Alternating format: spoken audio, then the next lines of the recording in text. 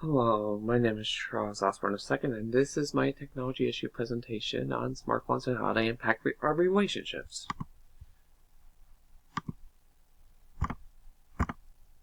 So, smartphones, they're everywhere. They're in our homes, in our pockets, at work, at school, inside, outside, at restaurants, at social gatherings, everywhere.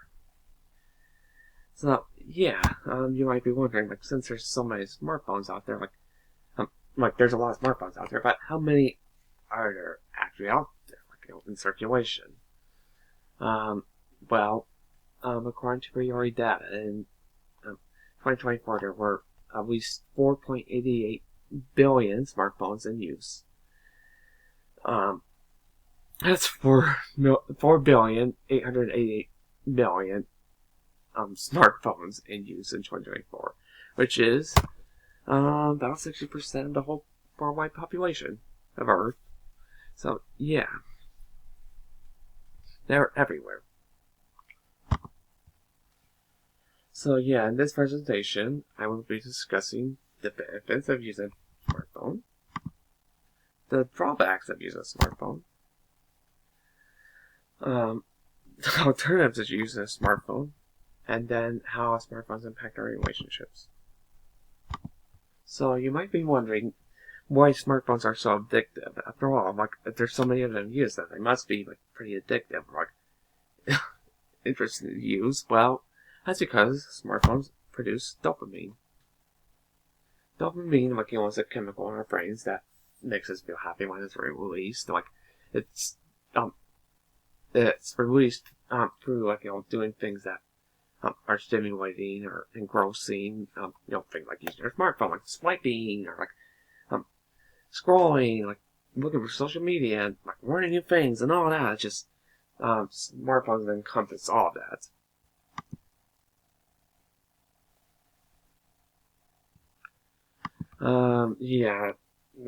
Yeah, social media has a major impact since it's designed to, produce dopamine. Basically, it's social media companies want us to be on them all the time. That way, we see their ads, buy stuff from them, or just see ads and they get ad revenue for that. So yeah. So I mean, you might be wondering what are the drawbacks of using a smartphone? After all, it must be okay if everyone's using them. Well, one drawback is that they're distracting. After all, people are usually so distracted by their smartphone that they're not focusing on other stuff. That can cause distracted driving, texting and driving, which can cause accidents, fatal accidents even. They're pretty, distracted in other ways too. It's hard to, because they cause people to lack spatial awareness. I remember a video from years ago where this guy was on his phone texting anything, and he nearly ran into a bear. Both of them ran the opposite direction, but just still, that's not great since and also people can maybe feel lost. Sometimes where they are, it's hard for them know where they how to get back from where they back to where they were before and all that. They're usually kind of lost and whatnot. So yeah, their smartphones also make it hard to converse because especially for people like me, I usually don't like to interrupt people on their smartphones because I don't know if they're doing something important. I don't want to interrupt that. I don't want to be rude, They're also anxiety producing. Ironically, people don't really using the phone part of smartphones anymore. I usually just like to text. Well, people my age do anyway, since with actually talking to someone on their phone, they have to find out what they're going to say, which is anxiety producing. And smartphones are also isolating. Although we are connected to each other over globe and whatnot, it does make it we're not actually getting in-person connections as much anymore, partially due to COVID, which the effects of COVID, but also because people are texting and not really even talking to to each other over the phone as much, like, and they're not. It's definitely not talking as much in person anymore. Like they're, and like even if they are, like usually have their phones. I'm like, oh hey, let me show you this video on my phone, or whatever. You know, it's just things like that. So that means that people aren't actually like conversing, like aren't having their full attention on what people are saying in person because they're usually on their phones. However, there are benefits to using a smartphone, like I mentioned, like you can learn from new perspectives, like talk to each other over the world, like learn new things, get help online, like one for example, like just this past like in April of 2025, due to like Donald Trump's like tariffs, um, Chinese manufacturers like went to TikTok and started like showing like U.S. like targeting U.S. consumers like with basically small like TikTok videos that showed them like, oh hey, like you can buy like these like Lululemon like purses and bags like Apple products like directly from like us, since like we're the ones who are making them. Like you're getting like gonna be charged like exuberant prices, but we can like provide these products for a lot cheaper. Which that's one benefit. Like you wouldn't be able to do that like without a smartphone. Cause like TikTok's basically great with your smartphones. I feel like. So alternatives to using a smartphone though are like quote unquote using quote unquote dumb phones, which i.e. like our Nokia phones, like flip phones, like landlines, things like that. Just things like that are aren't so connected to like the internet as those can like provide you kind of bit of escape from like always being like present and quote unquote online. And that can like stop kind of a lot of distraction and addiction to smartphones.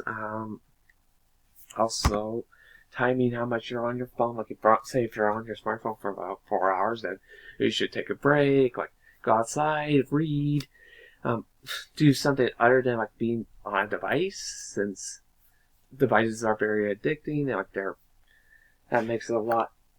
So like, you should try and find a way to, get off of that if possible. Like, decide when you're gonna be on it, when you're not. Like, I'd say like at dinner, like you should probably like not be on it. Like or at a restaurant, you probably shouldn't be on your phone all the time, since like especially if you're like going out to eat like with friends, like it'd be nice to just kind of not be in front, just talk to them, like engage yourself in like an in-person conversation.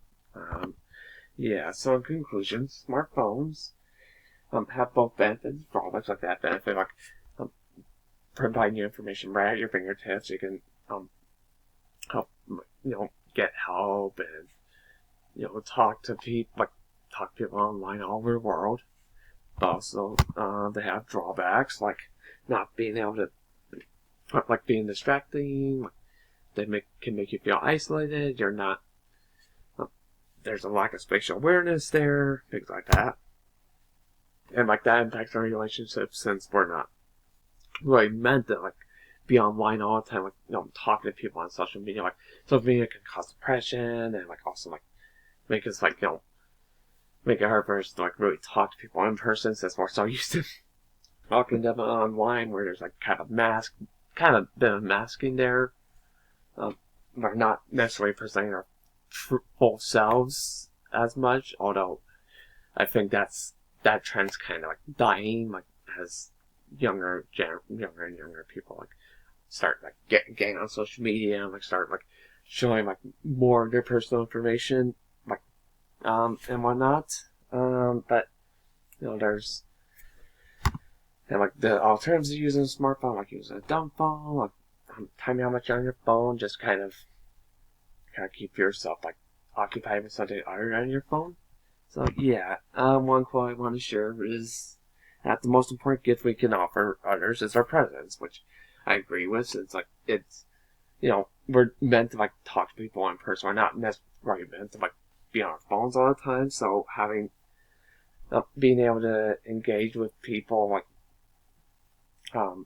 in person there to like always be on our phones, like but it does like help us connect better, and, like understand things better, and like there's a lot less like misunderstandings, like a lot less like we just, for once like we say this same kind of things that we would online as opposed to like in person, because like there's usually like more social boundaries, which is a bit of a good thing, but yeah.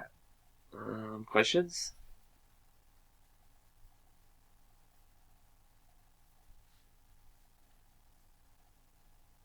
So yeah, that concludes my presentation.